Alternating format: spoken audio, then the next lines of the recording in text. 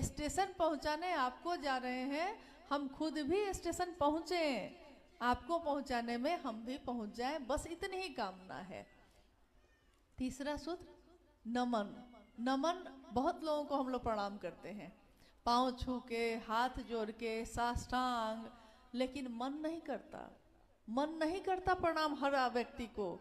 कितने ऐसे व्यक्ति हैं जिनको सामने पड़ने पे तो एकदम गले से लगा लेते हैं हम लोग, लेकिन उसके जाते ही कहते हैं कितना दुष्ट है, कितना बदमाश है, हमेशा कष्ट देता है, हमेशा झगड़ा करता है, हमेशा साजिश करता है। यानी गले से भी लगाया है, लेकिन हमारी शारीरिक मुद्रा इसका आकलन नहीं कर सकती कि हमने उसको प्रणाम किया है। हमारा मन अगर उसके लिए नहीं झुका तो क्या फायदा होगा। एक बार साहब ने ही एक घटना बताई, नमन पे ही बताई थी। हाँ, ये इस पे हम लोग भी हंसे थे बहुत। उन्होंने कहा कि एक गांव में एक व्यक्ति एक घर में गया। उस घर में उस समय एक सास थी और एक बहू। सास और बहू का रिश्ता था, 2 महिला थी घर में। सुबह हुई तो आंगन में बैठा था, जो सास थी उस घर की वो भी आके बैठी, जो बहू थी वो भी निकल के बैठी। आई, आते ही उसने सिर पे आंचल लेते हुए वो आई और झुककर अपनी सास को, अपनी सासू माँ को 5 बार पैर को पोंछ कर, आंचल से पोंछ कर प्रणाम किया।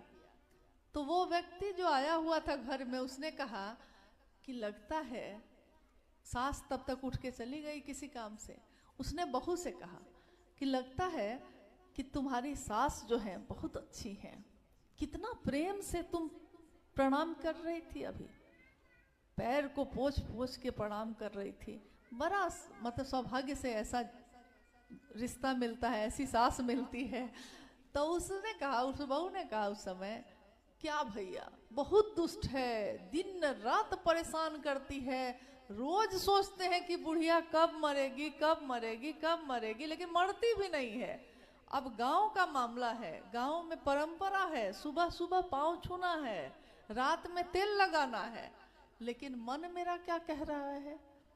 तो साहब ने कहा कि ये प्रणाम हुआ, ये प्रणाम तो नहीं हुआ। शरीर से तो आप पैर छू के 5 बार प्रणाम किए, तो महादेव को कहीं ऐसा प्रणाम मत कर लेना कि महादेव आपको प्रणाम कर रहे हैं, मन उनके लिए नहीं झुक रहा है।